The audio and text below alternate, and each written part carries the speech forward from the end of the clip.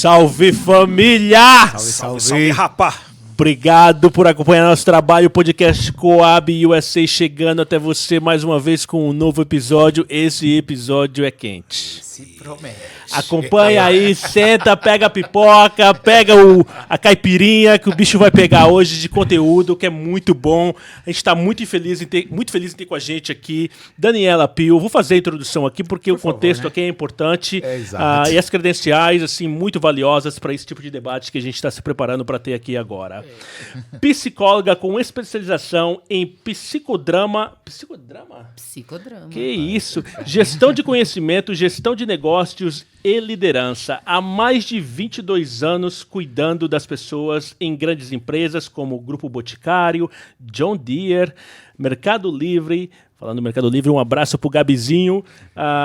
TOTUS, Pepsi, além de lecionar na Universidade Zumbi dos Palmares nos cursos de administração e direito. Idealizadora e diretora executiva da I.O. Inclusão e Equidade, uma empresa focada no desenvolvimento de lideranças, ambientes inclusivos e ações que promovem a equidade de oportunidade.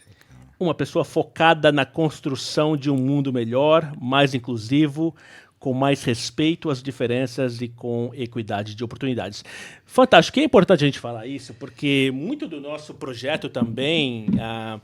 A gente estava falando em off aqui antes de começar o programa, a gente vem de uma periferia, a gente quer assim, um mundo melhor também com essas oportunidades, principalmente a equidade de oportunidades, né? A gente quer todo mundo ter o mesmo direito à oportunidade.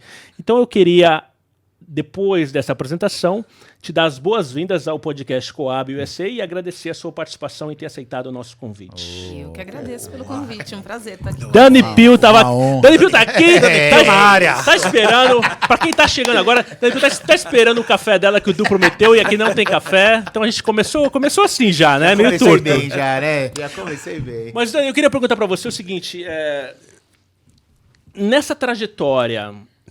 E eu venho de um mercado do exterior, né? Então, assim, essa parte de equidade, inclusão, diversidade, é uma coisa que a gente tem falado bastante nos últimos anos, principalmente no mercado americano. Como que você vê esse movimento aqui no Brasil? E depois eu vou fazer uma outra pergunta que senão o Du me... Eu já pulei. Eu ia falar. Eu já pulei. Então, peraí, segura isso daí. A gente quer saber como Onde você tudo começou. chegou até esse momento. Porque tem uma história muito bonita que você acabou de contar pra gente em off aqui também, que a gente quer abordar dessa parte desse mochilão na periferia, que eu acho muito da hora mesmo. Legal. Mas conta, assim, da onde despertou esse interesse, como foi essa trajetória até chegar aqui agora, hoje, como empresária, trabalhando nessa área de atuação. Ih, a história é longa, hein? Como?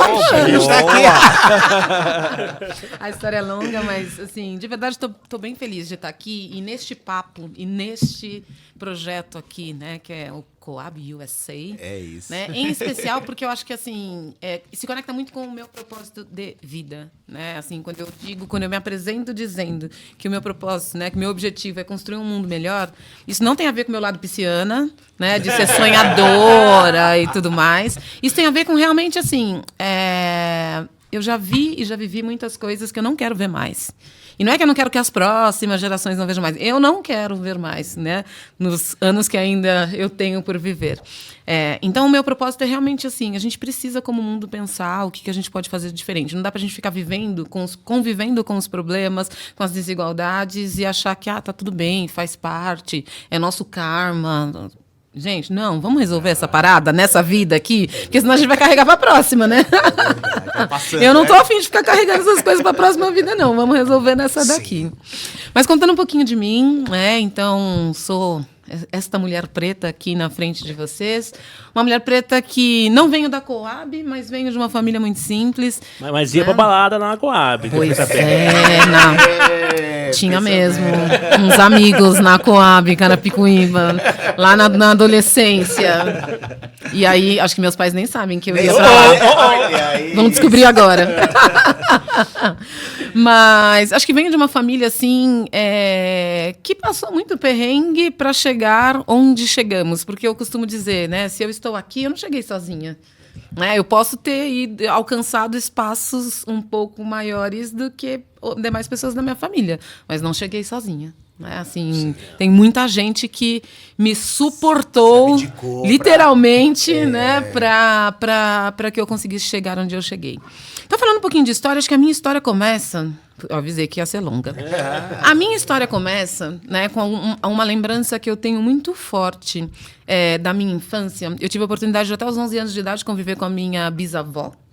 Minha bisavó, que nasceu na época ainda, né, da escravização, enfim, nasceu na lei do ventre livre, porém viveu de perto, e não gostava de falar sobre isso, e viveu de perto, né, o período da escravidão. E eu me lembro da minha avó, que ela juntava todos os bisnetos ali, né, no pé da cadeira dela, já velhinha, mais de 90 anos, enfim. Ela juntava todos os bisnetos e falava assim, vocês têm que estudar. Porque o estudo é que vai fazer com que vocês mudem a realidade da nossa família, porque vocês saiam deste lugar, né? Assim, deste lugar, né? Da empregada doméstica, do segurança, do marceneiro, que assim são profissões que construíram esta família com valores assim inestimáveis, mas que assim a gente merece mais. A gente merece estar em outros lugares também. Não é que a gente não tem que estar nesse lugar, mas a gente merece estar em outros lugares também. Então, eu me lembro, ainda muito novinha, da minha bisavó falando isso. Vocês é quem vão virar a situação da família. Vocês é que vão alcançar lugares que até hoje a gente não alcançou. Então, estudem. E ela, que era analfabeta, ela queria saber o que a gente estava estudando. Ela perguntava para a gente o que aprendeu na escola e tudo mais. E a gente tinha um respeito muito grande. Então, assim, já ia... Ela morava no interior, então eu lembro que na estrada eu já ia pensando, né? O que eu vou falar para ela que eu aprendi na escola. Então, acho que a minha história, ela não começa... comigo, com o que eu estudei, onde eu fui trabalhar. A minha história começa com essa referência que eu tinha lá atrás, né, de mulheres e homens muito fortes, que batalharam muito, né, para conquistar o básico, né, e que foram pavimentando o caminho para que eu conseguisse trilhar o meu caminho. Legal. Né? E aí eu passo pela experiência, né, de ter um pai engenheiro agrônomo, o terceiro homem negro formado pela USP em agronomia, lá na década de 70, tá? Uma mãe pedagoga e também, né, formada em enfermagem, né, que eu costumo dizer que num determinado momento da vida, com 4 filhas, abdicou da carreira profissional para se dedicar à maternidade, e eu vou falar que a bichinha é boa nesse negócio de maternidade, viu? PhD em maternidade. Então, assim, não é que assim, dona de casa. Não, a bicha é PhD em maternidade, né? Até hoje, que tem dia que eu ligo, eu falo, mãe, né? Assim, não é porque eu cresci que eu não preciso mais do seu colo, eu realmente estou precisando de colo. Então, acho que a minha história ela começa com essa base. Né? Assim, se não fosse essa base que eu tive, eu não estaria aqui conversando com vocês hoje com tanta história para contar. E aí, enfim, ao longo do tempo, né, cresci, acho que fui exposta, acho que tem coisas que eu vivi também que me ajudaram muito a chegar onde eu cheguei. Então, assim, durante toda a minha adolescência, dos 10 anos até, né, os 18 anos, eu praticava esportes, então eu jogava handball, e acho que o esporte me ajudou muito, e me ajuda até hoje, assim, tem coisas que às vezes eu acho que o desafio é muito grande, né, que eu tenho que enfrentar na minha vida profissional, hoje como empresária, e aí eu penso assim, mas eu tenho 1,59 m, e eu lembro que no handball tinha umas mulheres grandonas que vinha nos times adversários, e eu olhava assim, cara, hoje eu saio daqui toda quebrada, mas ainda assim, né, o que eu fazia? Treinava muito, né, assim, aprendi a ser muito ágil, né, treinava arremesso no gol com aquelas medicine balls, né, de 3 quilos, né, enfim, para eu conseguir dar conta daquela mulherada gigante que aparecia no time adversário, e eu trago esse ensinamento até hoje, né? Então o esporte me ensinou muito como lidar com as adversidades, né, da minha vida profissional, né? Eu sempre fui muito envolvida, desde os 9 anos de idade, estou sempre envolvida em trabalho social. Para mim tem uma coisa, assim, uma vez eu fui a gente tinha uma prática lá em casa, todo Natal, a gente primeiro, assim, pegava as nossas roupas, brinquedos, né, do ano anterior, limpava, arrumava, consertava, doava, senão Papai Noel não trazia presente novo. E numa das vezes, a gente foi numa casa, abrigo que tinha perto de casa, eu tinha 9 anos quando isso aconteceu. Fui com meu pai, levamos lá as coisas para doação, e meu pai perguntou, né, para a responsável da casa se precisava de mais alguma coisa. E ela disse que eles estavam sem sabonete, e sem sabonete, shampoo, enfim, coisas básicas para a higiene das crianças. E naquele momento caiu uma ficha que, ainda que eu vivesse numa situação até de maior simplicidade, que às vezes a minha comparação era, né, porque eu falava, mãe, minhas amigas na escola levam tostines, bolacha tostines, eu quero levar tostines. Minha mãe falava, mas a nossa realidade não é da tostines, é do, sei lá, do Marilã, né, do pacotão, e vai no potinho porque tem que dividir com as suas irmãs. Então, ainda que eu vivesse numa situação um pouco mais simples, nunca me faltou sabonete, nunca me faltou um shampoo para lavar minha cabeça. Então, ver crianças vivendo aquilo, eu falei, pai, mas como que toma banho sem sabonete? Meu pai falou, então a gente vai lá no mercado e vai, né, ajudar. Só que eu achei que o que meu pai comprou era pouco. Então, eu saí pedindo pro pessoal da rua, pros amigos e tudo mais. Eu falei, gente, vamos doar, vamos doar, vamos doar. Por quê? Naquela época eu nem conhecia a filosofia Ubuntu. Mas, para mim, não fazia sentido eu ter se os meus semelhantes não tinham. Então, assim, como que uma outra criança não tem sabonete para tomar banho? Eu vou dar um jeito. Vai ter. Todo mundo tem que ter sabonete para tomar banho. Então, com 9 anos, eu já comecei a me envolver em projetos sociais. Não parei nunca mais. Estou até hoje, né? Envolvida num monte de projetos que eu vou contar aqui daqui a pouco para vocês. Esses projetos. Então, assim, a minha história ela começa ali, né? A minha história não começa na minha formação. A minha história começa com essas experiências que eu tive, com esta família que eu tive, que me ensinou valores importantes para eu ser essa pessoa e essa profissional que eu sou hoje. Mas vou deixar vocês falarem um pouquinho. Porque senão eu não paro. É legal ouvir você falar, assim, dá até para ver o seu semblante mudar quando você fala de propósito. Eu acho que muitas vezes a gente vê muitas pessoas aceitando, talvez aí uma linha de vida que é pré-imposta, de certa forma, e aí as pessoas acabam aceitando isso e aquilo vai se tornar a vida delas, né? Assim, eu lembro muito quando eu morava lá em Carapicuíba, na Coab, que assim, a definição de sucesso era você vai trabalhar das 8 às 5, usar uma gravata, vai conhecer alguém, vai comprar um apartamento aqui na Coab e essa é a sua vida. Assim, o que não tem nada contra isso se é o que você quer, né? Mas assim, eu sempre pensei que a minha vida eu sou o autor da minha própria vida, né? Então, assim, se eu não concordo com isso, eu vou sentar no lado do motorista para poder dirigir e guiar a minha própria vida. E é legal quando você fala de propósito. Muitas vezes você precisa de um propósito, você precisa de esperança para poder dar seguimento nisso, né? Então é legal ouvir você falar sobre isso. Mas eu acho que isso é muito porque, talvez por referências próximas também, né? A gente acaba não tendo muitas referências próximas, então você fica sem um norte para seguir. Então, algumas pessoas têm esse propósito de vida e conseguem, que a gente fala sempre, pular um muro, na verdade, né? Então é bem complicado isso também, né?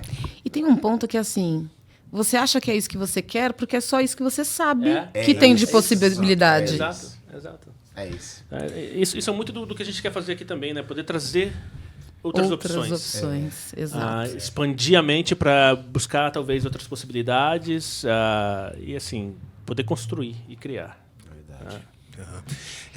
Porque até mesmo a nossa história, principalmente por conta da nossa cor, e existiu uma escravização, né, lá atrás. Então, nós somos os nossos ancestrais, né, os nossos ascendentes são... eu sou neto de escravos e etc. E foi abortado o sonho da liberdade deles. Então chega um ponto, por exemplo, meu pai, minha mãe não tiveram estudo. Eles foram estudar. Meu pai tinha até 7ª série e minha mãe foi estudar depois de velha, né? Velha assim, né? Já na fase adulta, já era adulto. Eu me formei, depois ela pegou... Eu fui inspiração para que ela estudasse. Então a gente não... Eu, pelo menos, não tive essa referência. E muitos dos pretos, como eu, também não tiveram essa referência. Então é muito difícil. E o seu trabalho é importante por conta disso. Levar a esse povo, principalmente o nosso povo, essa Perspectiva, talvez? Essa perspectiva de que, você é capaz sim. Você é capaz sim. Não é o que vendem para você. Porque o que vendem nós não estamos agora estamos, né? Mas se você pega a década de 80, 90, 2000, você não via um artista negro, você via artista negro sendo um empregado doméstico, segurança, ou o bandido, o vilão da história, né? Então, não famílias. Isso, então isso daí impacta muito na vida, na nossa vida, né? Na vida dos nossos jovens. E tem um ponto que, assim, ó, quando eu comecei a minha carreira, eu achava que trabalhar era para conseguir me sustentar, ponto. Para conseguir sobreviver. Eu precisava ganhar dinheiro para sobreviver. Eu nunca pensei que eu poderia ganhar dinheiro, sei lá, para viajar, para curtir a vida. Eu fui entendendo isso com o tempo. Eu achava que não era parte da minha realidade o ganhar dinheiro para fazer outras coisas. O ganhar dinheiro é para, assim, preciso sobreviver. E é muito curioso, porque na hora que você muda essa chavinha, né, desse modelo mental, parece que o dinheiro ele até reproduz de uma maneira diferente, assim, né? Ele reproduz de uma maneira diferente, porque esse aprender a lidar com o dinheiro, quando você não tem referência de dinheiro de fato, assim, dinheiro que dá para pagar todas as contas, que dá para você guardar, aplicar e tudo mais, é muito diferente. Então, acho que também a gente tem esse desafio, né, assim, de mais do que mostrar possibilidades, de fazer um trabalho de educação financeira que não é algo comum aqui no nosso país. E aqui, independente de raça, né? Assim, não é comum no Brasil. Né, as pessoas terem uma educação financeira que possa ajudá-las a organizar a sua relação com o dinheiro, né? Aí a gente fala bastante sobre isso, porque dentro de uma periferia, é importante também a gente abordar, não existe uma tabela de cor. Quando a gente consegue pular esse muro, ir para lugares onde até então a gente não alcançávamos, aí sim a tabela de cor ela parece ser mais evidente, é onde vem mais os preconceitos. Mas dentro de uma periferia é muito difícil ter essa tabela de cor. Então a gente se reúne mais por amor, onde eu conheci o Cleiton, enfim. Mas quando você ultrapassa isso daí, é bem difícil. Né? É totalmente visível, porque aí começa a se medir, existe uma régua assim e absurda, né? Eu lembro que eu trabalhei numa instituição financeira, sei lá, no meu andar tinha 500 pessoas, só tinha eu de negro. E aí na minha faculdade, que tinha 50 alunos, isso em 2000, tinha eu e mais um, assim, que aí esse outro não conseguiu terminar também, pelas dificuldades, acabou tendo um filho no meio do processo, e aí, então, você acaba meio que ficando muito mais exposto, né? E aí você olha pro lado e fala, cara, cadê o pessoal assim, né? É bem difícil. Então eu vou fazer uma pergunta pra você agora, Edu. Se me permite. Lá vem. Por favor. Lá vem. Ó, essa calmaria, Dani, é que você tá aqui, entendeu? Normalmente não é assim. Não, mas e aí ele vai começar, que eu já sei. Dani, tem os momentos críticos. Agora tá muito até calmo. Eu quero botar fogo. Dani, então você pode se preparar, viu? Esse aqui é sério, porque assim... Uma vez, quando a gente estava fazendo, por exemplo, o Media Kit do podcast, né? Aí o exercício era fazer uma bio de cada um. E aí, pra mim, o Du e o Fabinho, assim, pra mim, assim, são referências, entendeu? Assim, e quando o Du fez a dele, assim, foi de uma maneira bem simples, que não capturava, na sua essência maior, assim, o que ele representa. Então, assim, a pergunta que eu quero fazer para você, assim, é difícil para você hoje? Você falou disso, o Fabio estava falando de pular o muro e ser aceitado, ou de um ambiente que você é o único negro lá. Assim, você consegue parar e enxergar o que você é e o que você já fez? Porque parece que às vezes você não consegue expor isso, ou você não se sente confortável em expor isso. Acho que é o conforto, talvez, assim. Às vezes a gente... tem a vergonha, talvez, de querer passar quem a gente realmente é e das conquistas que a gente teve. Às vezes eu não me sinto tão confortável assim, sabe? Não sei. É uma coisa que fica ainda meio... você fica meio encabulado de transmitir. Eu não sei se preocupado com como seria a reação de quem está vendo isso, ou talvez de... passar uma soberba, então fica uma coisa meio nebulosa, sabe? Na sua experiência, né? É uma coisa que você vê muito nos negros que tiveram sucesso ou êxito dentro de uma carreira profissional? Eu vou Eu vou te responder, mas antes eu quero contar uma historinha. Eu adoro contar história.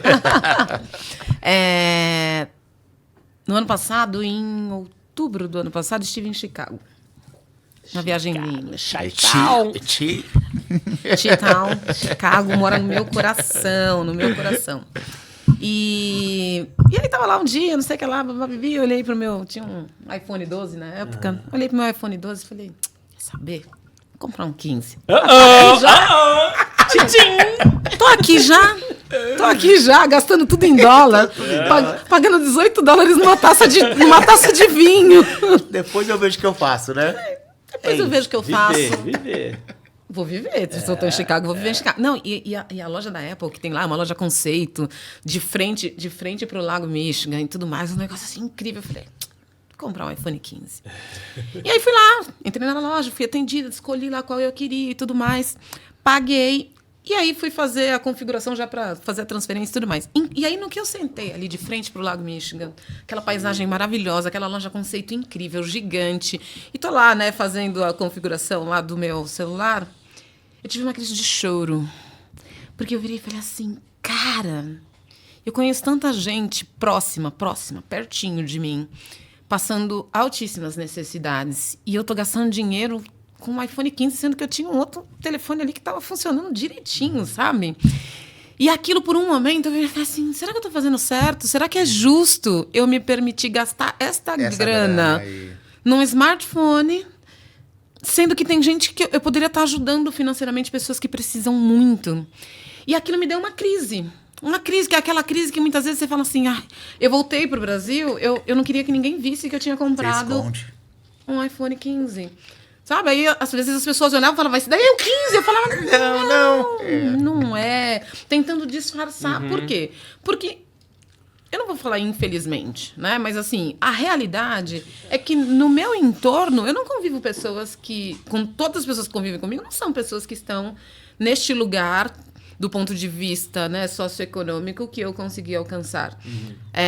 Mas, ao mesmo tempo, eu não quero me distanciar dessas pessoas que não estão neste lugar. São pessoas que são muito importantes para mim. Sim. E aí, dá esse negócio assim, não quero que ninguém... Eu queria disfarçar. Né? Eu falei assim, vou comprar uma capinha que não dê para as pessoas verem que esse daqui... Mas as pessoas veem pela câmera, né? Não tem jeito. Que não dê para as pessoas verem que eu comprei o 15, porque eu não quero ficar ostentando que eu...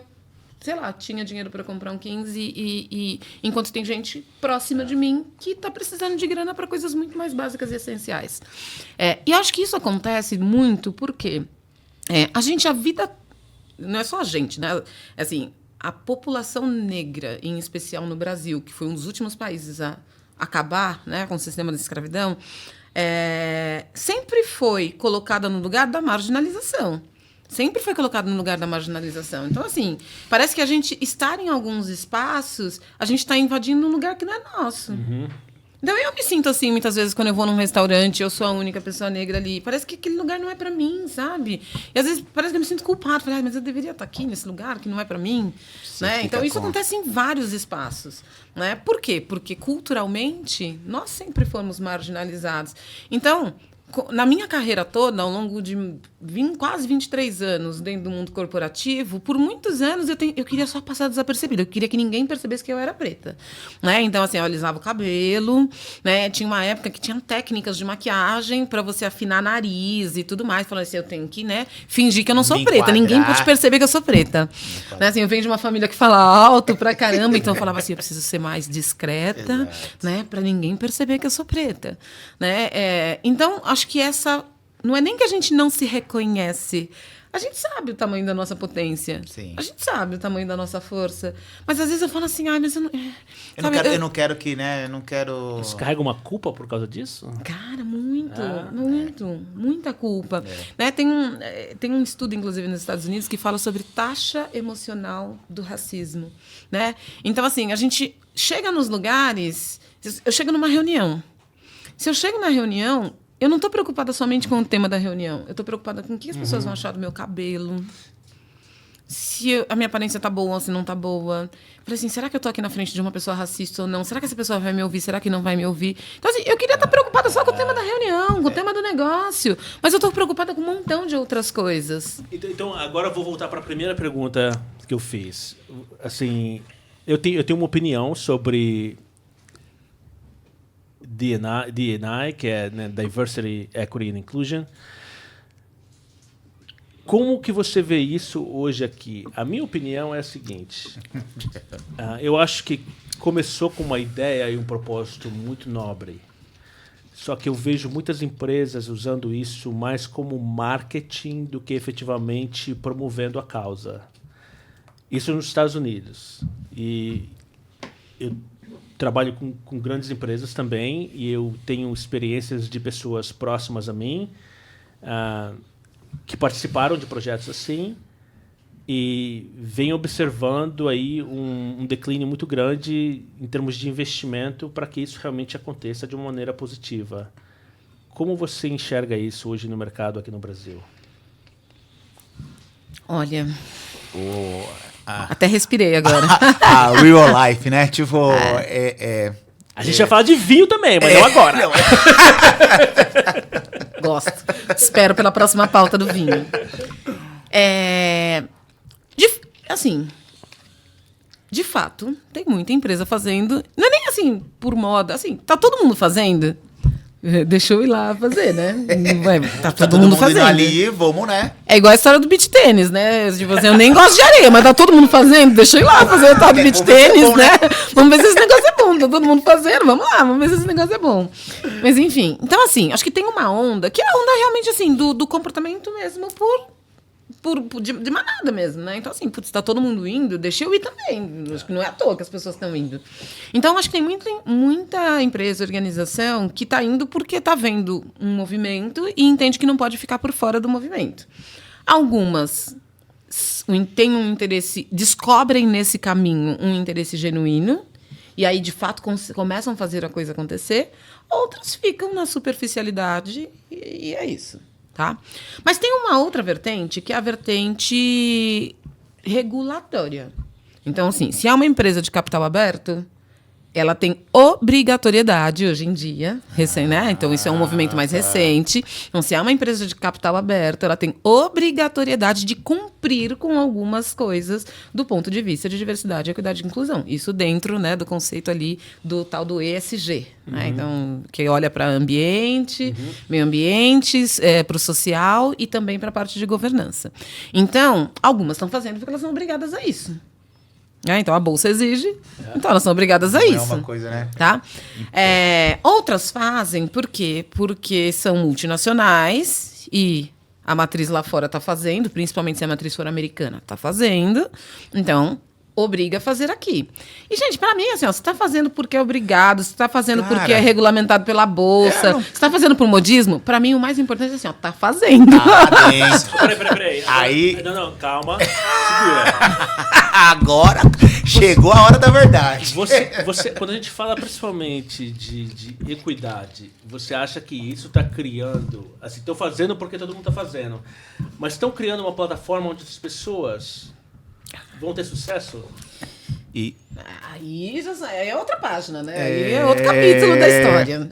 Porque o meu medo é que muitos estão fazendo porque está na moda ou porque a Bolsa pede, né, os investidores estão pedindo, mas não estão criando a estrutura para que as pessoas que chegam tenham sucesso no final. Se eu pudesse colocar numa ordem, né, assim, conceitual, então, assim, o que as empresas estão fazendo hoje, elas estão olhando para a diversidade. Então, elas estão olhando muito para garantir representatividade de diferentes marcadores sociais dentro das organizações. Então, diversidade, a galera está fazendo. As organizações estão fazendo. Tem uma outra letrinha, que é a letrinha da equidade, né? Porque aí, assim, não adianta eu garantir a representatividade, mas chega lá, se eu coloco todo mundo numa linha lá para sair numa corrida, não tem essa linha, né? Tem gente que tá aqui, tem gente que tá aqui, tem gente que tá aqui, tem gente que tá 10 passos para trás. Mas você não tem equidade. Então, eu preciso garantir, assim, o que eu preciso fazer, porque a gente vive numa sociedade muito, muito desigual. Muito desigual. Né? Assim, eu aprendi isso muito nova. Tem gente que tem sabonete para tomar banho, tem gente que não tem. Não tem. Um exemplo simples, né? Então, equidade não é todo mundo que está cuidando, né? Aí tem um ponto da inclusão. Porque quando eu falo em diversidade, é eu ter pessoas com histórias de vidas diferentes. Né? Assim, a cor da sua pele, a cor da minha pele faz com que nós tenhamos histórias de vidas diferentes. Entre vocês moraram na mesma comunidade lá. Moraram todos lá na Coab. A sua história é uma. A sua história... Ah, mas a sua é mais fácil, a dele é mais difícil? Não sei se é mais fácil ou mais difícil. A sua é uma, a dele é outra. Totalmente diferente. Né? Só que aí o que acontece? Na hora que você coloca todo mundo para dentro, nem todo mundo está preparado para fazer inclusão. Porque assim, beleza, então eu tenho representatividade, mas agora eu quero todo mundo se adaptando à realidade da empresa. E aí, diversidade não é você fazer as pessoas se adaptarem.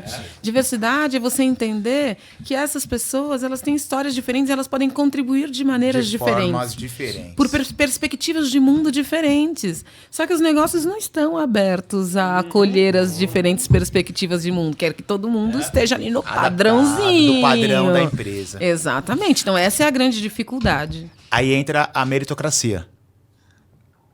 O que é isso?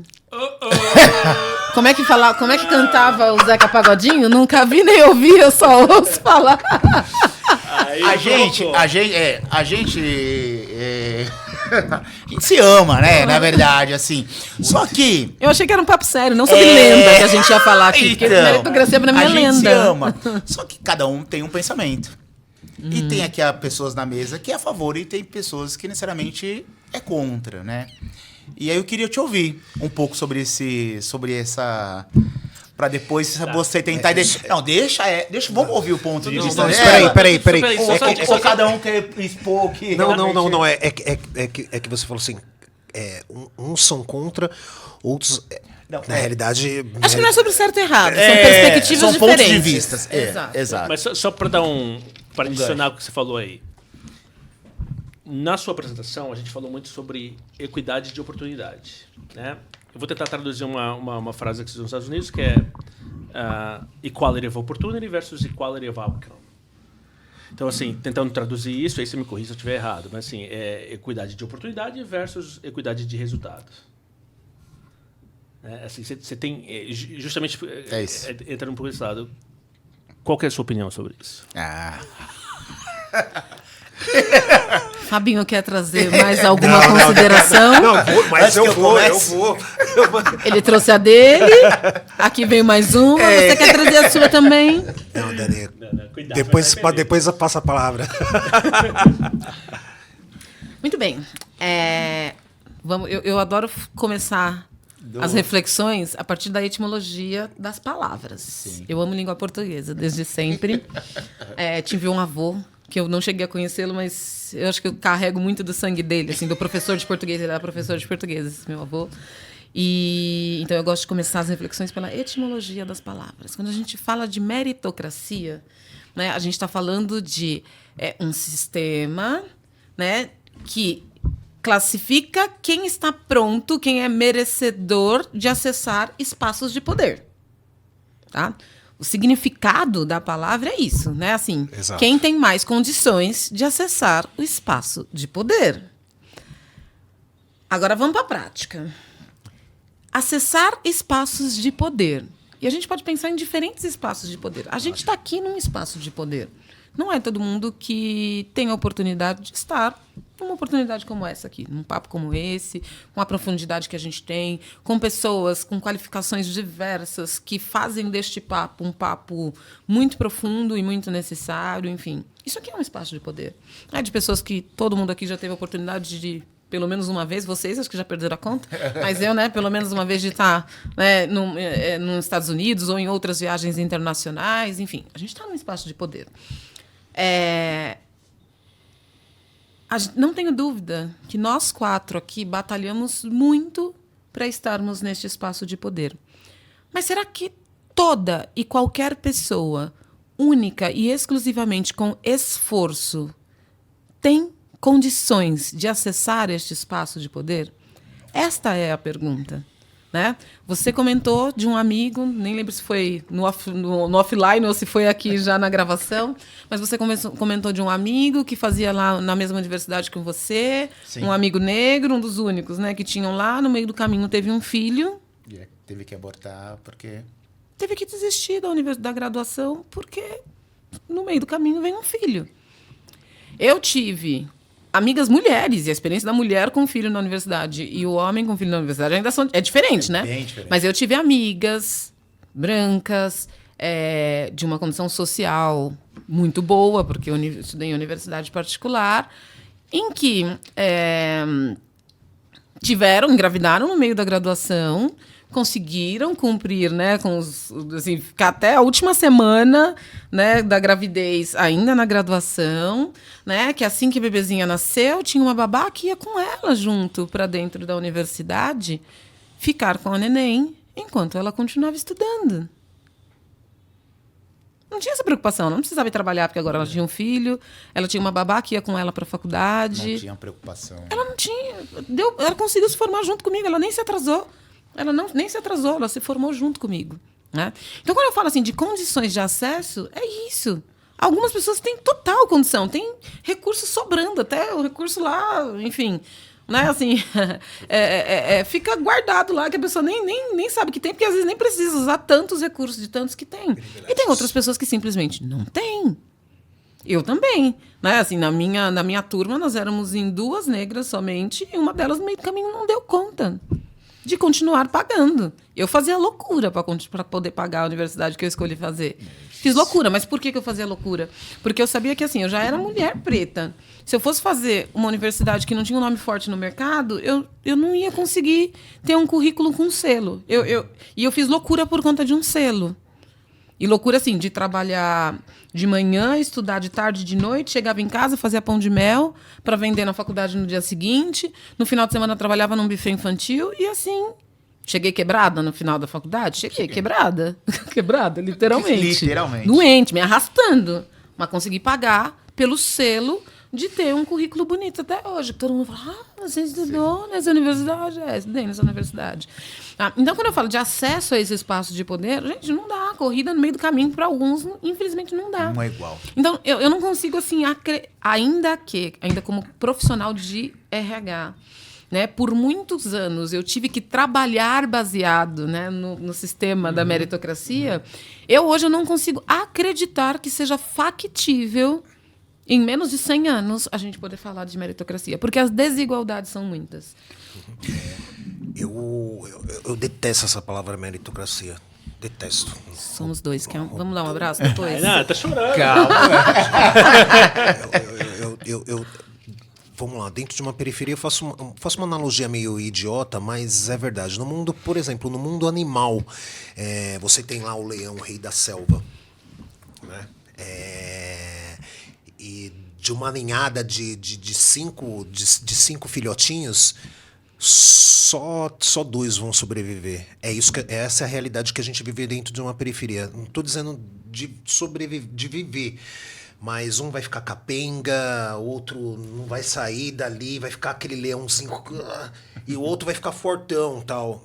Porque a gente vive numa selva.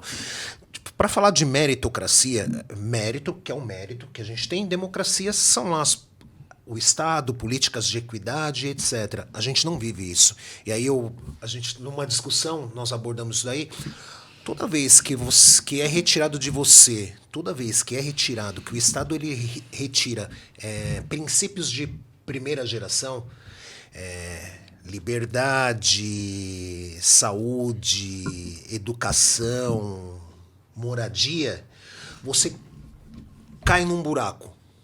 Você cai num buraco e o buraco é profundo. Se você pega escravidão, você pega as guerras, essas pessoas que participaram disso caíram num buraco. E para você conseguir chegar no topo, é muito difícil. É óbvio que algumas pessoas vão conseguir sair desse abismo. Mas muitas pessoas terão que morrer para que uma pessoa consiga sobreviver.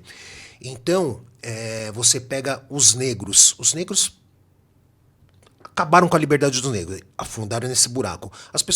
Países que participaram de guerras, eles tiveram política de equidade para sobreviver. Você pega os alemães, os judeus, né? Enfim, os italianos. Os próprios negros nos Estados Unidos. Eles tiveram política, eles tiveram o Estado do lado dele, a democracia, favoráveis a eles, para eles sobreviverem. Os negros não, pelo contrário. Acabou a escravidão, lei áurea. Se vira. E aí foram criando diversas políticas de exclusão, lei do vadiagem, Lei do boi, tem um monte de coisa que só... Acabou, né? Deixou a gente naquele mesmo Foi para buraco. confirmar a teoria da hierarquia de raças. Assim, Sim. vocês não fazem parte da sociedade. Então o Emicida, ele fala, ele faz uma analogia bem bacana, que ele fala assim, eu tava lá no topo visualizando aquela paisagem bacana, e aí me jogam.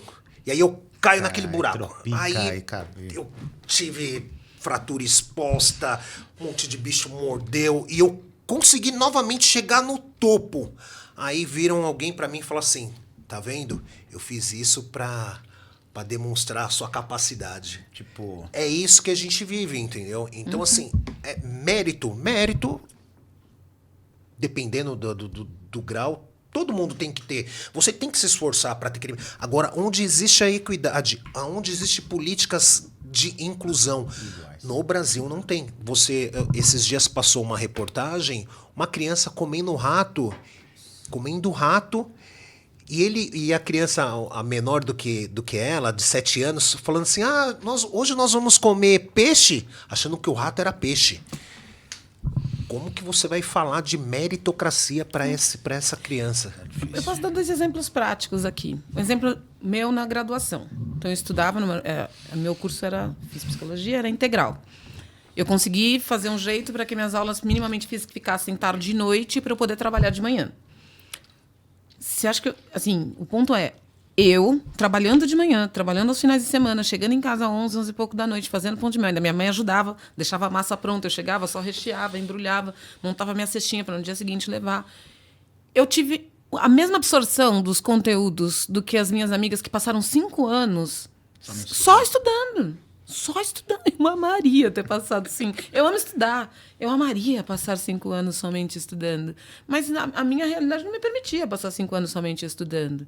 Né? Um outro exemplo. Né? Edu trabalha no segmento aí imobiliário. Né? Assim, a gente sabe muito bem o quanto que vai mudando, né? O valor do metro quadrado. Se você está na região central, onde estão todas as empresas, e você está afastado. Uma pessoa que sai lá, né, lá da Parada 15, que sai lá de Itaquera para ir trabalhar na Faria Lima, né, que demora 2 horas, às vezes 2 horas e meia para chegar, né, de casa no trabalho, de transporte público. Sim. E a gente tem lá o mesmo estagiário, o outro estagiário, né, ou trainee, na mesma posição, que demora, sei lá, 20, 30 minutos de carro, de transporte, de aplicativo, enfim, para chegar. Essa pessoa, na hora que ela sentar lá para reunião, na hora que ela sentar lá para produzir, a condição é a mesma de produzir, tendo vivido isso. Eu lembro que teve um dia, eu indo para o trabalho, era um dia de chuva, metrô lotado, no meio do caminho, na baldeação. Eu lá, né, eu trabalhava social, o meu terninho, no meio do caminho eu tirei o blazer, que estava muito quente dentro do metrô. Aí meu blazer uma hora escorregou, e na hora que foi descer, as pessoas pisoteando meu blazer. Não tinha nem terminado de pagar ainda, estava parcelado ainda. As pessoas pisoteando meu blazer, e eu tentava pegar e as pessoas me atropelando. Gente, é um nível de humilhação que eu cheguei no trabalho, eu falei, gente, eu não mereço passar por essa humilhação toda. E isso, obviamente, desvia a sua atenção. Então, quando a gente fala de meritocracia, é isso, assim, beleza, não adianta a empresa virar e falar, tudo bem, eu contrato pessoas que moram em qualquer lugar, e o importante é conseguir chegar até aqui e querer, né? Porque as empresas falam muito isso. Para você tá tudo bem de pegar 2 horas de trânsito, de transporte público? É óbvio que na hora que a gente aceita, vai estar tudo bem, porque senão eu nunca vou ter acesso àquele espaço. É lógico. Né? Mas a realidade quando você chega lá assim, destruída, cansada, enfim, maltratada pela vida. Eu vou fazer uma perguntinha. Eu acho que aqui tem 4 exemplos assim de méritos. Assim, ninguém vai tirar. É lógico. Ninguém vai tirar. Porque nós conquistamos. Nós estamos aqui nesse espaço de poder por mérito. Democracia é uma outra coisa. Democracia é uma outra coisa. Porque no Brasil é um país extremamente desigual. E a desigualdade, se você for ver bem, é tão pouca. Por exemplo, se existe uma política de educação bem forte, bem firme, para dar educação igual para todos, daqui 20, 10 anos, já é uma outra coisa. É só educação. Saúde, por exemplo, é uma outra totalmente relevante. É a mesma coisa. Porque a educação no Brasil, ela é muito escassa. Muito escassa. E é desumano você falar de democracia. E aí, aproveitando isso daí, a gente abordou a questão de a gente tem vergonha, tal, de conseguir, né, tá nesse lugar de poder, de conquistar algumas coisas. Eu, como preto, teve uma oportunidade, eu me perdi. Por quê? Porque de tanto as pessoas falarem pra mim, nossa, olha você, que exemplo, a primeira coisa que a gente faz é comprar um carrão e etc. O ego, né? Adoro carrão. E Dani, assim, eu falo assim que eu me perdi, graças a Deus eu consegui voltar e estudar. Aí eu fui fazer esse letramento racial, que é muito importante. E de tantas pessoas falarem, nossa, você é um exemplo de meritocracia, você é um exemplo de meritocracia, eu falei, Peito inflou. tô grandão. Mesmo, tô grandão. E eu como preto. E aí algumas coisas, e algumas questões como quando me abordavam, quando me questionavam, pessoas com privilégios, eu falava assim, não, você tem razão. Daqui a pouco eu tô parecendo que eu tô só um loirinho de olho azul daqui a pouco, já. Então eu vi que eu me perdi. Então eu me perdi. Eu já não tinha essa vergonha de falar, não, eu tô grandão mesmo, eu consegui, eu estudei, eu consegui mandar meu filho pra estudar fora. Eu falei, se eu conseguir, todo mundo consegue. E aí, num debate, eu voltei à minha realidade, me colocaram no meu lugar, eu falei, não, eu vou começar a estudar pra... Vestir seu chinelinho ali. E aí eu voltei. Como que a gente consegue lidar com essas situações, nós pretos? Bom, não tem receita de bolo, né? Mas eu começaria trazendo um complemento à sua fala. Eu não tenho dúvida que nós 4 que estamos aqui, nós estamos aqui porque nós somos merecedores de estar aqui. Foi por mérito. Mas a grande reflexão que a gente precisa fazer é quem não está aqui, não necessariamente não está aqui porque não mereceu estar aqui. Sim. Essa é a grande questão. Assim, não é assim, não existe meritocracia. Ok, a gente está aqui por mérito. Mas não necessariamente todo mundo não está aqui porque não mereceu, porque não se esforçou, porque não fez por onde. E tem um ponto que é importante, que aí eu trago aqui um pouco até, enfim, da minha história para exemplificar. Quando eu comecei minha carreira, eu não sabia exatamente onde eu poderia chegar. Eu, Daniela. Eu sabia todos os passos que poderiam, assim... Felizmente, eu tive uma formação e uma família que abriu muito o leque do ponto de vista de possibilidades, mas eu não sabia o quanto que, na prática, seria factível eu chegar. E aí, o que eu fiz? Cara, vesti uma armadura de Mulher Maravilha e fui, ó. Vamos. Fui. Vinha a paulada daqui, vinha a paulada dali, batia de cara no muro, de vez em quando caía, levantava. Vambora. E, de repente, eu vi que eu cheguei num lugar muito além do que eu imaginava que eu pudesse estar. E sabe o que aconteceu quando eu cheguei nesse lugar? Eu quebrei. A minha saúde não aguentou. Eu me vi lá, executiva, dentro de uma grande multinacional, e a minha saúde, ó... Lá embaixo. Quebrei. Tô remendada hoje, viu? Não tô inteira de novo, não. Tô remendada hoje. Porque eu precisei de um tempo para me reconstruir. Por quê? Porque, assim, foi tanto, assim, vestir uma armadura... Gente, não existe super-heroínas, né? Quando a gente conversava, assim, que você falou assim, Dani, guerreira. Eu falei, hoje em dia eu dispenso essa história do guerreiro aí, não sabe? Quero mais ser guerreira, não quero mais ser guerreira, de verdade. Não quero mais. Porque, assim, foi tanto... Eu me lembro uma vez que uma pessoa me perguntou assim, Dani, uma executiva, enfim, de um grande banco, me perguntou, você já viveu muito racismo na sua carreira? E a minha primeira resposta foi falar assim, se vivi, nem percebi. Mentira. Óbvio que eu percebi. Mas o que eu fiz a vida toda? Eu fiquei tentando fingir que eu não estava vendo e falar, vai. Finge que você não está vendo. Mas, assim, apanhei muito. apanhei muito, assim, se fosse na linha do mérito, era para eu estar muito mais do Já que eu, tá do lá que eu, em- do já que eu tá aqui, então, cheguei. Mas a questão, assim, ó, eu apanhei tanto no caminho, sofri tanto no caminho, foi tanta humilhação no caminho, sabe? Foi tanto desrespeito no caminho, pelo simples fato de ser uma mulher negra, de ser uma pessoa que, até um determinado momento da minha vida, não tinha histórias internacionais para contar. E às vezes você chega lá naqueles ambientes de liderança, o papo é, quantas vezes você já foi pra Disney, quantos mochilões pela Europa você já fez? Cara, tinha uma época na minha vida que eu não tinha feito nada. Verdade. Não tinha feito nada e nem sabia se eu ia fazer. Então, acho que assim, o custo, e aí volto na taxa emocional, né? Assim, da crença na meritocracia, ele pode ser muito alto.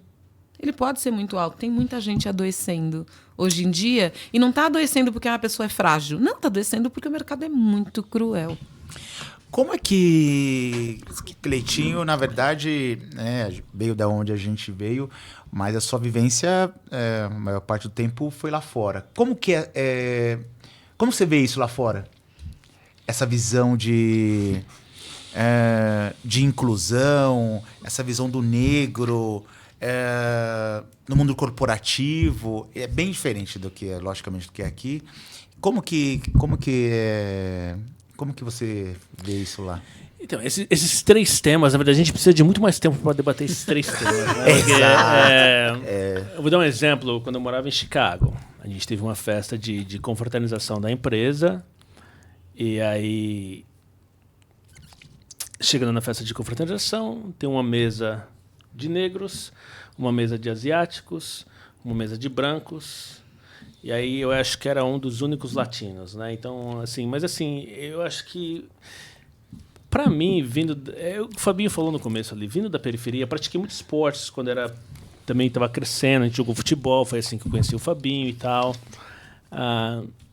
E eu não via muito essa separação na minha cabeça, né? A gente estava todo mundo ali junto, tanto é que eu tinha muito orgulho do Fabinho, que ele trabalhava no BFB na época, para de bonito na Paulista.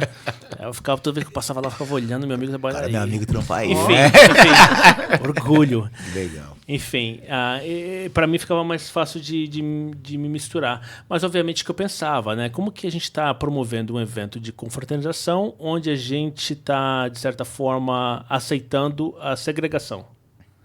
Né? Então, aí começa a gente falar de inclusão. Né?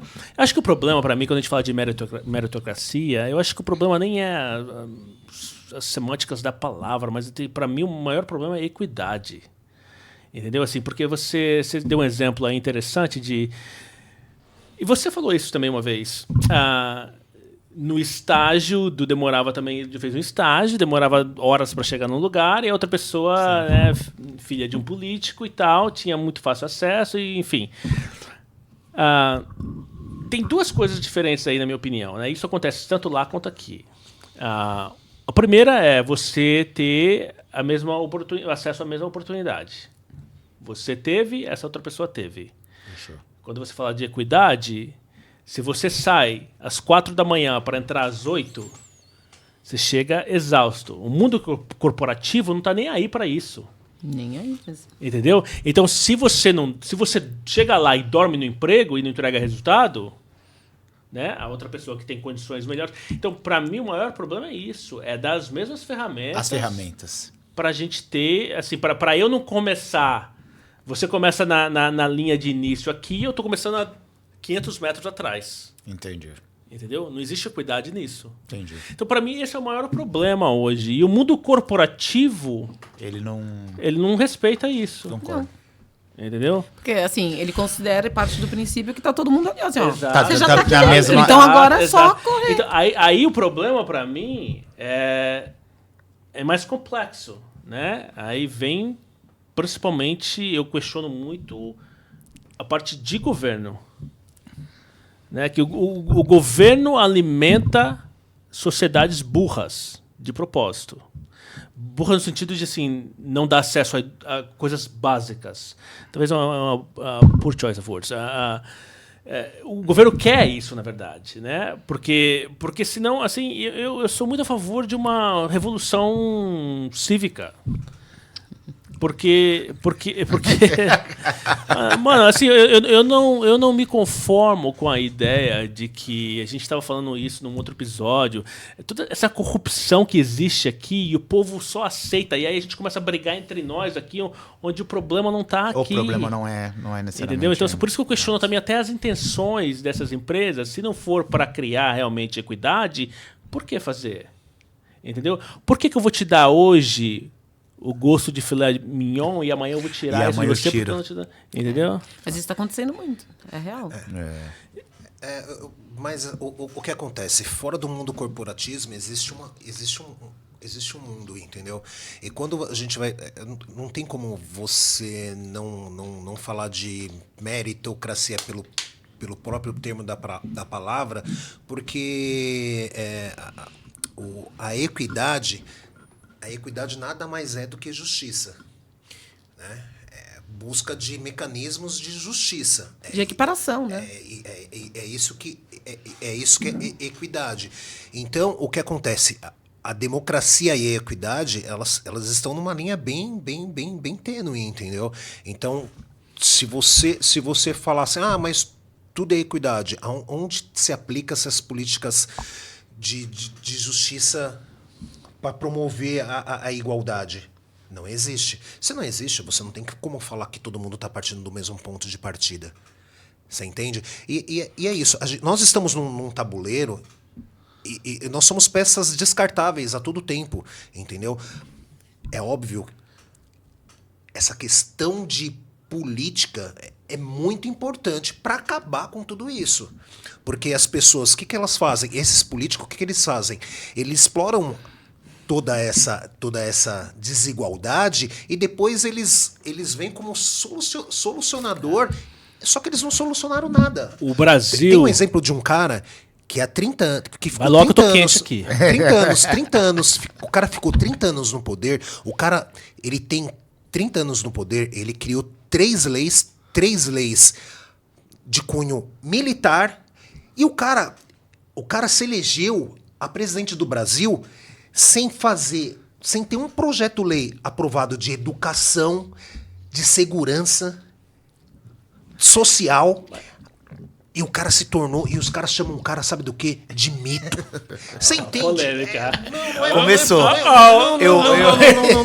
é que A gente vai falar sobre Eu vou cortar. rapidinho. Você entendeu? Não. E as pessoas, e os caras utilizam, ficam colocando a gente, mexendo essas peças. Eu concordo. De uma forma tão absurda. Eu concordo com a ideia de que o maior problema do Brasil hoje não é o povo, é sim os políticos.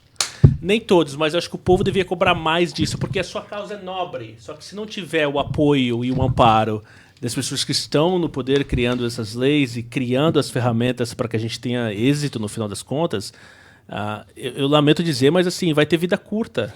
Mas aí tem um ponto. Nem tudo que a gente Depende... faz, a gente começa já sabendo como fazer e a gente começa sabendo tudo. Tem coisa que a gente só vai entender no meio do caminho. Tem coisa que a gente vai entender. Então, assim, beleza, eu vou fazer porque é marketing, porque isso vai ajudar a melhorar a reputação da minha marca.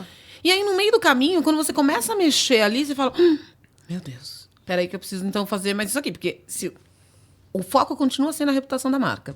Mas aí você descobre que, assim, se você não cuidar, né, assim, da equidade das pessoas lá dentro, as pessoas não vão se manter na empresa. E aí isso vai prejudicar a sua marca, ainda mais. Não é que não vai nem funcionar. Vai prejudicar a sua marca, porque as pessoas ainda vão sair falando mal. Aí você começa a trabalhar com a equidade. Aí você fala assim, mas ok, eu não estou dando liberdade para as pessoas serem como elas são. Não estou trabalhando na questão do pertencimento aqui dentro. Não estou sendo uma empresa inclusiva. E aí você tem que começar a se mexer, porque senão o seu objetivo maior, que era cuidar da reputação da marca, ele vai cair a qualquer momento. Então, assim, começou a mexer lá no formigueiro, não tem jeito de falar assim, não quero mais. Mas, assim, quantos casos de empresas... Eu já vi muitos casos de empresas que você entra na empresa... E eu recebia muitas empresas quando eu morava em São Francisco, na Califórnia, que queria fazer benchmark de empresas do Vale do Silício. Eu falava assim, eu acho legal, acho interessante, acho válido, só que se você não acreditar no que você está vendo, vai durar pouco. Quantas empresas você já não visitou que tem... Você entra na empresa, tem aquela frase bonita, de impacto aqui, né? Essa é a missão da empresa, esses são os valores da empresa.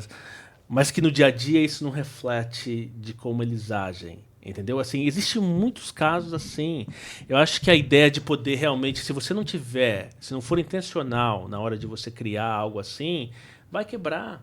E eu vejo muito isso acontecendo. Eu acho que tem poucas empresas realmente com a intenção de querer fazer algo. Propósito de querer. Exato. Porque no final das contas é dinheiro que movimenta isso. Aí você vai falar assim, olha, você está falando só do governo, a gente não vai fazer nada, a gente vai esperar o governo fazer. Eu acho que a gente tem, como população, reivindicar mais isso. Mas óbvio que a gente não pode esperar só o governo e não fazer nada. É o que você está fazendo. Por isso que eu acho muito nobre o que você está fazendo, mesmo não tendo, talvez, aí todo o apoio, o respaldo e ferramentas. Mas eu acho que tem que ter um movimento que anda em paralelo, em conjunto, para poder isso ter o sucesso que merece. Mas enfim, eu vou cortar aqui. Eu queria falar da I.O., cara, a gente nem falou da I.O. É isso, só isso, né, gente? Ela só veio pra isso e a gente tá aqui. Mas eu queria... Vai, fala, Viu. Vocês são terríveis. Eu ia falar qual o papel da I.O. É isso. Dentro desse... Fala um pouquinho pra gente aí da I.O. Eu queria que você falasse também da analogia do Fabinho dos leões. Eu tô tentando. Agora eu tentei essa analogia dos leões. O leão grande matou. O que aconteceu com os leões? Eu vou trazer uma imagem que explica bem a analogia dele. O que o Fabinho trouxe, tem uma imagem que, se jogar na internet aí, as pessoas acham facilmente essa imagem, que é assim, ó. Tem uma árvore grandona, tem uma pessoa sentada numa mesa, né, chamado selecionador, né, meus colegas aí de RH, e aí tem uma fila com vários animais. Nessa fila tem lá, não vou lembrar a ordem, tá? Mas tem lá um pássaro, um pinguim, um lobo, um elefante, um peixinho dentro do aquário, sei lá, e mais alguns bichos ali. E aí, essa pessoa lá, o selecionador, ele diz... É a imagem da meritocracia, né? Ele diz... para você, vai ganhar a corrida, vai ganhar a vaga, quem escalar primeiro a árvore. E assim, ó, cara, a árvore tá ali, ó, tá todo mundo na mesma distância da árvore. É só escalar a árvore que você ganha essa corrida. Você ganha essa vaga e a oportunidade é sua. E aí você olha para todos aqueles animaizinhos, beleza, ó, o macaquinho, ó, tá fácil. O lobo, acho que também consegue. Então, entre o macaquinho e o lobo, tô na dúvida de quem conseguiria ali escalar mais rápido. Mas e o peixe dentro do aquário? Ah, o pássaro vai voar, mas vale, então, voar ao invés de escalar? Né? E o elefante? Vai escalar, vai derrubar a árvore. Né? Então, assim, o que a gente faz todos os dias quando a gente fala de meritocracia é isso. Estou aqui trazendo uma outra imagem para complementar aqui. Vou dar um exemplo rapidinho para você entrar na... Mas vou falar da rapidinho. Cutucou. Eu não queria chegar nesse ponto, porque quando ele começou a falar de meritocracia com a gente, assim, era 8 da noite, a gente foi parar 3 da manhã. 3 da manhã. Chegou a acordo nenhum. Exatamente. Por exemplo, eu e minha família, eu e meus irmãos tivemos a mesma criação. Eu falo leão, minha mãe é a leoa, meu pai o leão. E aí nós somos os leõezinhos. Meu irmão assassinado, um capenga e eu, o leãozão forte, que conseguiu alguma coisa. Então a história de vida dentro de uma periferia, a maioria, raras exceções, porque vai existir as exceções, é só pegar os nossos amigos. A gente vai ver quem é o leão, você entendeu? Então, assim, mesma criação, mesmas oportunidades diferentes, porque foram criadas no tempo. Então, assim, a gente está numa selva. Não, o que eu não entendi é, você está comparando o leão com o quê? Nós somos os leões. Eu dei fiz uma analogia besta, entendeu? Não foi não. É super pertinente, super pertinente. Assim, eu faço muito essa reflexão. Eu falo assim, onde é que estão as mulheres negras que cresceram comigo? As mulheres da minha família, as mulheres que eram minhas amigas assim, unha e carne, que a gente tinha certeza que a gente ia estar juntinha pro resto da vida. Cara, elas foram ficando pelo caminho, não foi por falta de esforço, não. Talvez algumas até batalharam, mais. Lutaram tanto quanto eu. E mesmo eu cheguei, quando eu cheguei, quebrei. Demorei para reconhecer isso, mas cheguei e quebrei. Então, assim, pode ser todo mundo leão, mas tem leão que vai aguentar um pouum mais, tem leão que vai aguentar um pouco Vai menos. ser comido pelas hienas. Pois é. Então vamos falar um pouquinho sobre o quebrar. E eu também. E sobre a eu também. Eu queria que você falasse também um pouquinho de como você enxerga essa parte de... Porque eu acho que isso acontece muito hoje, principalmente com a pandemia que a gente viveu aí. Aumentou muito o índice de um tema importante para a gente se debater, que é a saúde mental. Né? Assim, nesse trabalho que você faz, principalmente assim, se a gente falar de pessoas de periferia, que... No caso de homens, por exemplo, que nunca... A gente vive numa sociedade muito machista ainda, infelizmente, mas que não falam sobre sentimentos, não falam sobre nada disso. Como é que você enxerga isso, esse movimento, e o que você acha que a gente precisa fazer para melhorar um pouco isso também para as pessoas em geral? Acho que essa questão do pertencimento talvez seja a palavra-chave. A gente está vivendo um momento de mundo, e não é Brasil, não é mundo corporativo, de mundo onde saúde mental é o grande desafio que a gente está vivendo. A gente está exposto a muita informação, a gente está exposto a muita violência, a gente está exposto a muitas coisas difíceis, né, de lidar, de engolir, de vivenciar. E isso está adoecendo as pessoas. Né? Então, as pessoas estão levando as relações a ferro e fogo. Né? Então, assim, ok, eu sou uma pessoa que eu gosto de pontualidade, mas gente, assim, a gente vive num mundo que, sei lá, pode ser que alguém atrase 5 minutos. E não adianta eu querer... você atrasou, que atrapalhou... Cara, então, assim, as pessoas estão muito intolerantes. A gente está vivendo a era da intolerância, infelizmente, né? Então, assim, o tempo passou, a sociedade foi evoluindo, e em algumas coisas a gente foi piorando. A gente está vivendo a era da intolerância. É verdade. Intolerância. Né? Então, assim, Fabinho começou um tema aqui, que é um tema que me fez afastar, assim, de quase metade da minha rede de relacionamentos. Sim, eu tinha amigos de uma vida com quem eu não converso mais. E nem cogito a possibilidade de conversar. Amigos de adolescência. Amigos, real. Louco. E que eu não converso mais. E não tenho vontade nem de tentar. Porque a gente está vendo uma era de intolerância. Eu não estou falando que a intolerância é só parte deles. A intolerância, para mim, é parte também. Também. Então, assim, isso tudo está adoecendo as pessoas. Né? E aí, as dificuldades que a gente vive. Então, as empresas estão falando assim, pode vir, que eu quero diversidade e tudo mais. Mas aí não tem uma ação de equidade, e isso está adoecendo as pessoas.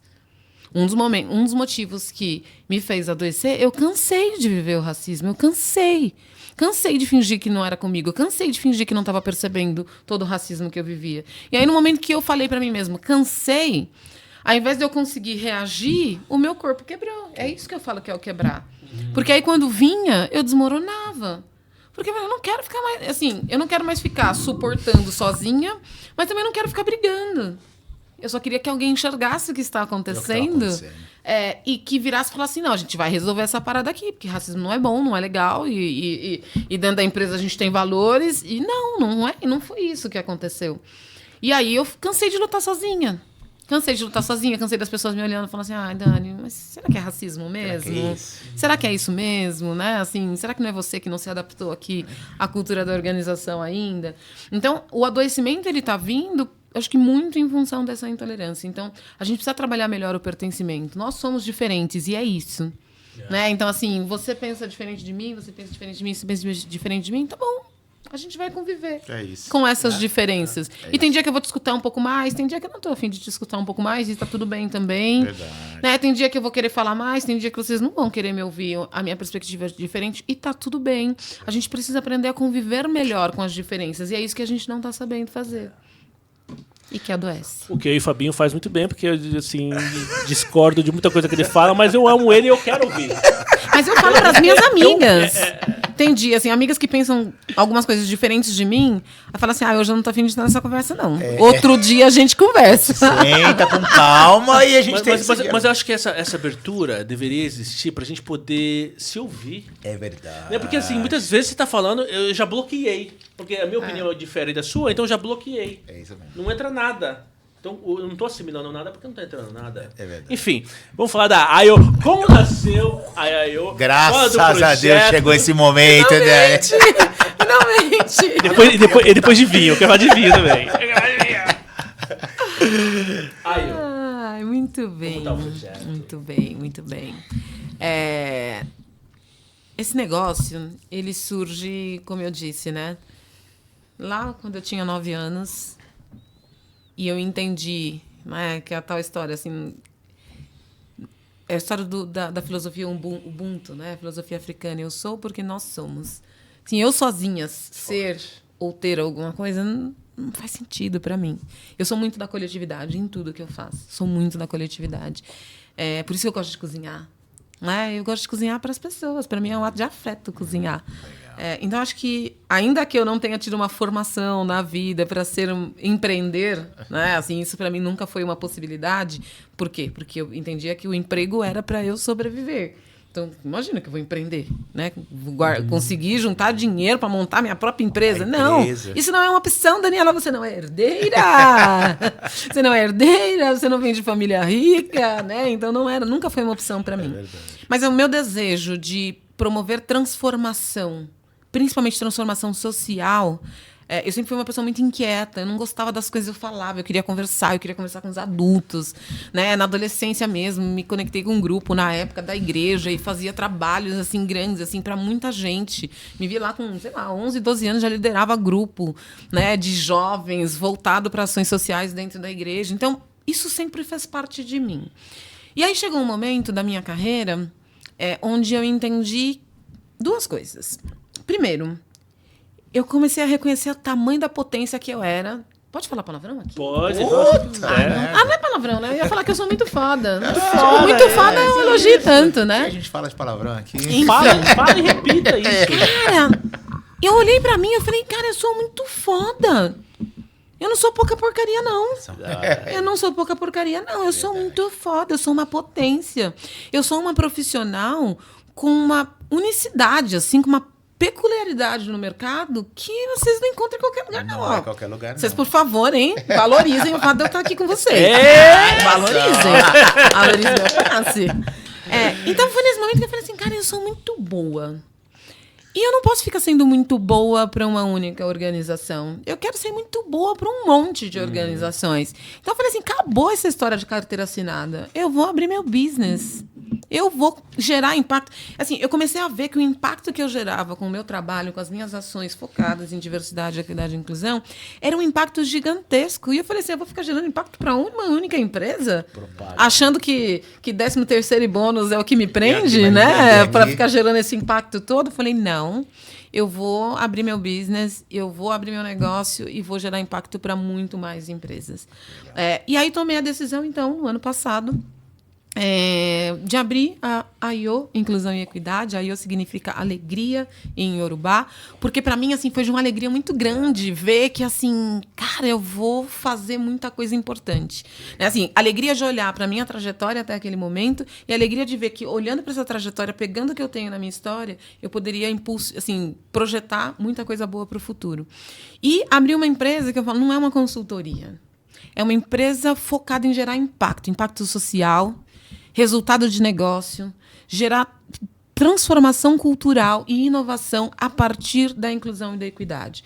Então, eu auxilio pessoas e organizações como que elas podem potencializar os seus propósitos sociais, os seus propósitos de negócio, né, o seu propósito cultural através da inclusão e da equidade.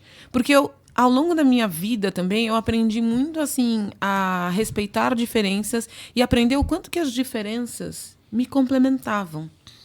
Né? Então, na minha trajetória de mais de 10 anos como líder, teve uma hora que eu parei de querer contratar pessoas como eu. Eu preciso contratar pessoas diferentes de mim, porque elas vão agregar coisas que eu não faço bem. Que eu não tenho, um olhar que eu não tenho, um olhar de mundo que eu não tenho. E aí eu falei, eu preciso ensinar as empresas a fazerem isso. É fácil? Óbvio que não. Mas eu estou aqui para ajudar. Eu estou aqui para auxiliar nesse processo. Não vai ser fácil, não é algo simples. Né? Eu mesma, às vezes, eu falo assim, gente, eu só arrumo para minha cabeça, porque eu trago as pessoas diferentes, né, para trabalhar comigo, e aí tem hora que eu sofro. Eu sofro por lidar com pessoas que têm um perfil diferente do meu. Eu sofro, não vou mentir aqui. É difícil. Mas aí eu respiro fundo e falo assim, mas eu estou mais ganhando do que perdendo. Então, eu vou aprender a lidar com essa diferença. E a gente conversa sobre isso, falando, nossa... Aí, às vezes, eu brinco, né? Porque, assim, é difícil para mim lidar com esse seu jeito de fazer desse jeito, mas eu confio. Legal. E é isso, e a gente vai. Então, a IO vem fazendo muito isso, assim, promovendo transformação, gerando impacto. Porque eu também sou bem Aparecida, eu falo, se não for para impactar, eu nem vou. Nem vou. Nem vou. Né? Nem desço pro parquinho. Né? Se não vou pra botar fogo no parquinho, eu nem desço pro parquinho. Né? Então, criei essa empresa para ajudar, assim, gerar impacto.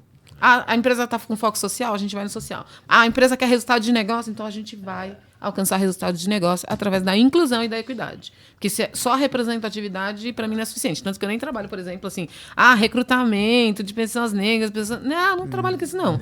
Isso eu não faço, porque isso a gente garante a parte da diversidade. Não é isso que eu faço. Eu faço inclusão e eu faço equidade.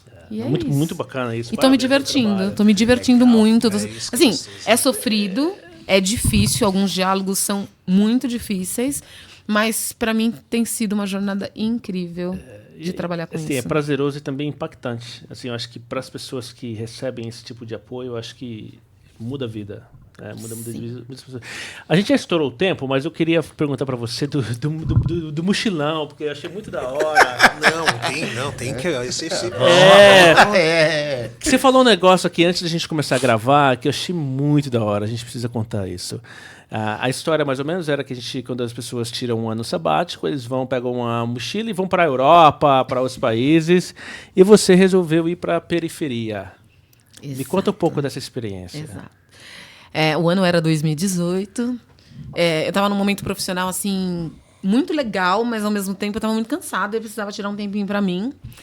E pela primeira vez eu entendi. Eu comecei. Era um momento que eu estava também um pouco entendendo a minha relação com o dinheiro de um jeito diferente, né? Entendendo a minha relação com o trabalho de um jeito diferente. Eu não preciso trabalhar só para sobreviver. Eu posso trabalhar para viver coisas diferentes também. E aí eu tomei uma decisão de sair de onde eu estava trabalhando, e tirar um tempo para mim. Até cheguei. Aí eu falei assim, o que pessoas... Aí, para começar, né? Comecei a buscar referências de pessoas que tiravam um ano sabático, que até um pouco antes eu nem sabia muito bem o que era isso, ano sabático. E aí, enfim, comecei a buscar referências de pessoas, ninguém como eu. Né? E falei, então eu vou ter que desenhar o meu ano sabático. Cheguei a planejar uma viagem para ir para a África do Sul. Ia para a África do Sul, ia aproveitar para estudar um pouco mais de inglês, dar uma melhorada no inglês, enfim, conhecer o continente africano, né? Porque eu tinha muita vontade de conhecer o continente africano. Achei que era uma oportunidade interessante de uma conexão, né, com a minha ancestralidade, enfim. E na ocasião eu já fazia um trabalho social na Universidade Zumbi dos Palmares, né, que é hoje a única universidade no Brasil com foco em inclusão étnico-racial. E eu me lembro que eu fui lá bater um papo com o reitor para falar que, enfim, me afastaria por um tempo ali das atividades que eu fazia, né, voluntárias, porque eu ia tirar alguns meses, né, sabáticos ali, para eu descansar e tudo mais. Falei, inclusive, se você tiver conexões lá na África do Sul, ele é uma pessoa de muitos relacionamentos, né? Falei, se você tiver conexões na África do Sul para eu fazer algum tipo de trabalho social, porque eu quero estudar, mas o tempo que eu tiver livre, eu gosto sempre de estar conectado, né, com coisas que transformem, né, a realidade da sociedade. Falei, se você tiver conexões, você me apresente e eu gostaria de fazer algum tipo de trabalho social por lá. E ele virou e falou assim, mas por que você vai para a África do Sul fazer trabalho social? Ele falou, a África está aqui. Por que você não acha alguma coisa aqui? Primeira coisa que eu pensei, falei assim, cara maluco, tá doido? Tô com a viagem planejada, filha. Tô com a viagem planejada já, para de loucura, né? Enfim, aí nessa brincadeira, ele virou e falou assim, vou te chamar inclusive para umas reuniões aqui, antes de você viajar, então, vem aqui me ajudar a ter umas ideias, que tem uns projetos legais aqui, de inclusão, de jovens negros e tudo mais, enfim. Falei, tá bom, vou te ajudar. Enquanto eu preparava a viagem, fui lá participar de umas reuniões. Enfim, e aí, o que era para ser? O meu mochilão não ia ser para a Europa, né, como pessoas comuns, mas não semelhantes a mim fazem. Então, meu mochilão sabático não ia ser pela Europa, meu mochilão sabático ia ser na África do Sul. Mas eu entendi que, realmente, o que eu não queria naquele ano era ter uma relação profissional remunerada. Assim. Só que eu não consigo ficar parada. Tanto que eu ia para a África do Sul, eu queria estudar e fazer trabalho social. Não consigo ficar parada. E naquele momento eu decidi trocar. Eu falei, não vai ser mochilão para nenhum outro país. Meu mochilão vai ser aqui dentro do meu país. Eu vou me conectar com a minha ancestralidade conhecendo mais a fundo como eu posso ajudar os meus semelhantes. Como é que eu ajudo a impulsionar a comunidade negra periférica aqui, no lugar onde eu vivo? Né? Então, eu decidi fazer o meu mochilão, né? Como eu comentei com vocês, o meu mochilão foi pela periferia. Né? Assim, me conectando com pessoas negras da periferia e entendendo como eu conectava essas pessoas negras com melhores oportunidades no mercado de trabalho. E ouso dizer que em 44 anos, aquele foi o ano mais especial da minha vida. Que legal, parabéns. O mais especial da minha vida. Que legal. De muitos. Eu acho que eu doei menos do que o que eu recebi, porque eu recebi muita coisa. Muita coisa. Eu doei meu tempo e um pouquinho do meu conhecimento, mas o que eu recebi não tem preço. Isso para nós aqui também é gratificante, porque uma das coisas que quando a gente começou esse projeto, eu falei um pouco disso no começo, mas o que a gente recebe também nessa troca é sensacional. E hoje foi muito bonito ter você aqui compartilhando essas histórias.